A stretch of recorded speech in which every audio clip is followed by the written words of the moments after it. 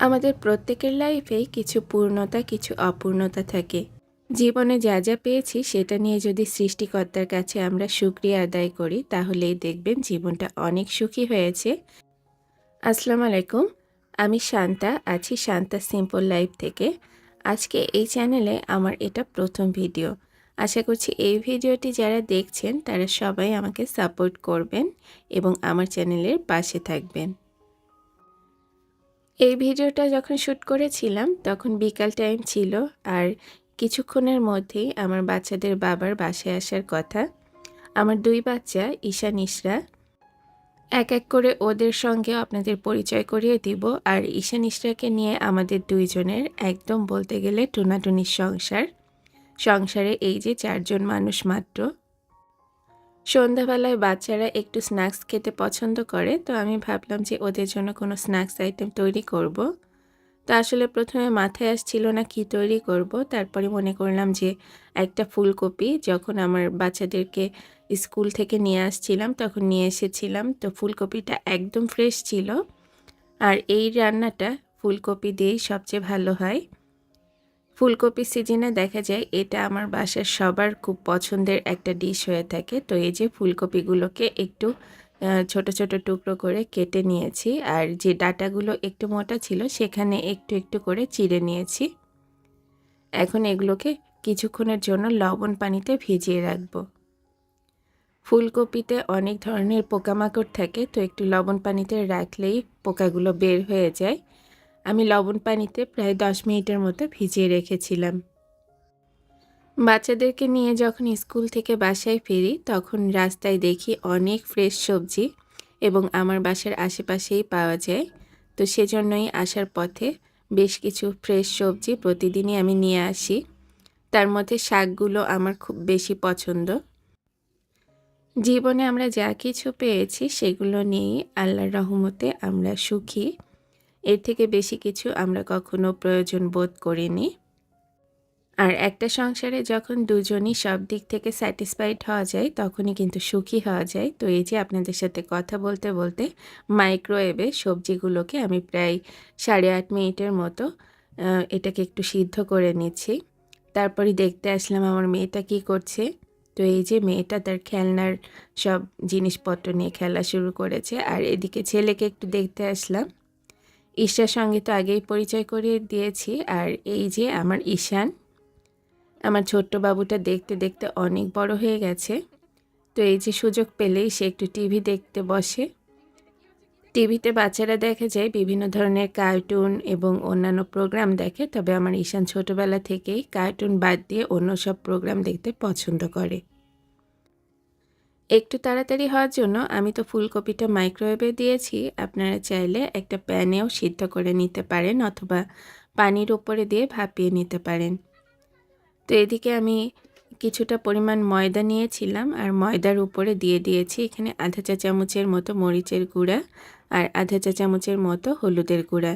দিয়ে দিচ্ছি স্বাদ মতো লবণ।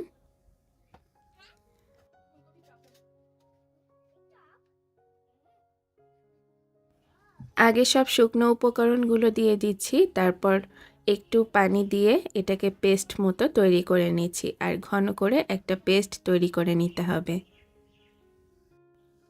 এই রান্নাটা চালের গুঁড়া দিয়েই বেশি ভালো হয়। তো আমার ঘরে আজকে চালের গুঁড়া ছিল না, তাই আমি ময়দা দিয়ে করছি। কর্নফ্লাওয়ার, ময়দা, চালের গুঁড়া যে কোনোটা দিয়েই এই রান্নাটা অনেক ভালো হয়।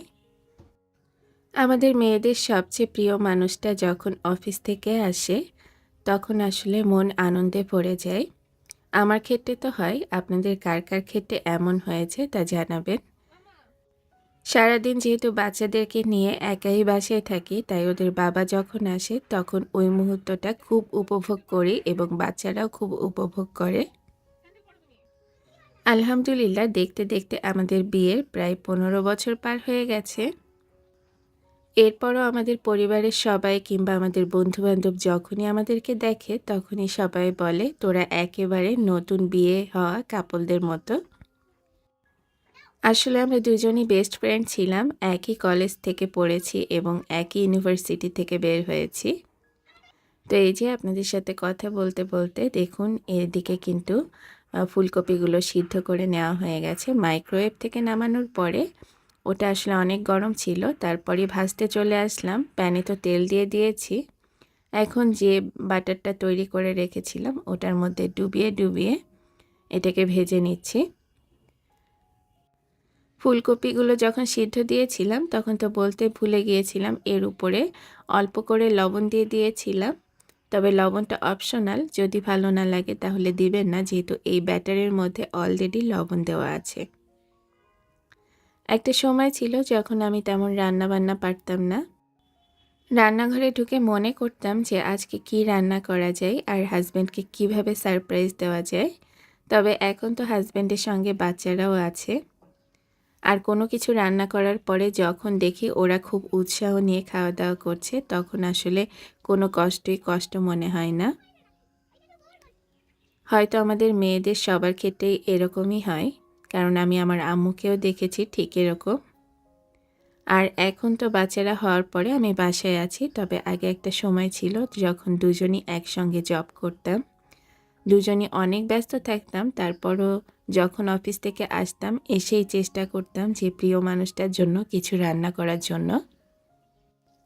সংসারের প্রথম দিকটাতে আমরা বুয়া রেখেছিলাম, তবে কয়েকদিন ওনাদের রান্নাবান্না খেয়ে বেশ অসুস্থ হয়ে পড়েছিলাম দুজনই। তারপর থেকেই রান্নাবান্না সব কিছু নিজের হাতেই তুলে নেওয়া। আর ছোটোবেলা থেকেই রান্নাবান্নার আগ্রহটা ছিল আমার। প্রথমে যে প্যানটাতে আমি ফুলকপির চপগুলো ভাজতে এসেছিলাম, তো ওই প্যানটা মনে হচ্ছিল যে একটু ছড়ানো হয়ে গেছে, একটু ডুবো তেলে ভেজে নিলে ভালো হবে। সব কিছু রান্নার ক্ষেত্রে দেখেছি আমার এই কড়াইটা একদম পারফেক্ট। তো এখন এই যে এই কড়াইটাতে দিয়ে দিলাম, আর এই কড়াইটাতে ডিপ হওয়ার কারণে এর মধ্যে কিন্তু ডুবো তেলে ভেজে নেওয়া যাচ্ছে। আর এই পাকোড়াগুলো যেহেতু ময়দার গোলার মধ্যে ডিপ করা হয়েছে, তাই হচ্ছে একটু ডুবো তেলে ভেজে নিলেই বেশি ভালো লাগে। সন্ধ্যাবেলার নাস্তা হিসেবে এই পাকোড়াটা বাচ্চারাও বেশ পছন্দ করে। আমাদের সংসারের শুরুর দিকটাতে আমি হাতে গোনা মাত্র কয়েকটা আইটেম রান্না করতে পারতাম। তার মধ্যে ছিল সবজি, ভাজি, ডাল। ইউনিভার্সিটির হলে যখন থাকতাম তখন যা যা রান্না করতাম ওগুলো দিয়েই আমার রান্নার হাতে খড়ি ছিল, কারণ বাড়িতে যখন ছিলাম পড়াশোনার চাপের কারণে আমার আম্মু আমাকে কখনোই রান্নাঘরে ঢুকতে দিত না। তা আমার মনে হয় ঢুকতে দেওয়া উচিত ছিল আম্মুর, তাহলে রান্নাগুলো শিখতে আমার অত বেশি সময় লাগতো না। তো এক এক করে সব শিখে নিয়েছি, কখনো আম্মুকে ফোন দিয়েছি, কখনো শাশুড়িকে ফোন দিয়েছি, এভাবে করে সব রান্নাগুলো আমি শিখে নিয়েছি। আর নিজের চেষ্টাও ছিল, নিজের চেষ্টা না থাকলে আসলে জীবনে কিছুই করা যায় না।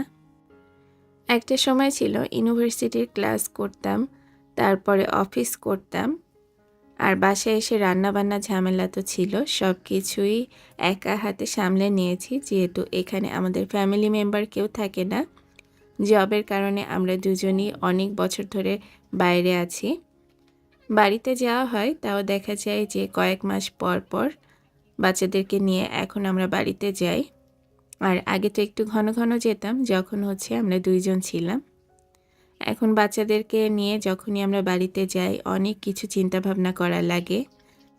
বাচ্চারা একই ওয়েদারে থাকতে থাকতে দেখা যায় যে হঠাৎ করে ওয়েদারটা চেঞ্জ হলে অসুস্থ হয়ে পড়ে, তাই অতিরিক্ত গরম কিংবা অতিরিক্ত ঠান্ডার সময়ে ওদেরকে নিয়ে আমরা জার্নি করি না। তো এই যে কথা বলতে বলতে সব চপগুলো ভেজে নেওয়া হয়ে গেছে। প্রথমে তো এক ব্যাচ দিয়েছিলাম, সেটাকে ভেজে নিয়েছি, পরের ব্যাচটাও একইভাবে ভেজে নিয়েছি। চপ ভাজা যখন শেষের দিকে তখন ওদের বাবাও চলে এসেছিল, তো ও এসে ওয়েট করছিল যে সন্ধ্যাবেলায় আমি কোন নাস্তা দিই, সেজন্যই।